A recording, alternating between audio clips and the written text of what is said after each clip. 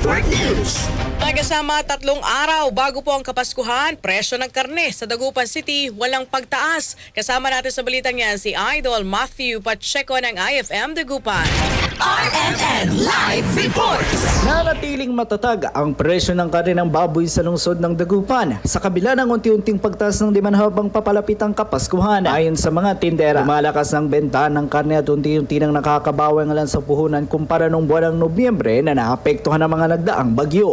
Sasapi yung Christmas, mas mabenta kami ngayon kaysa last month.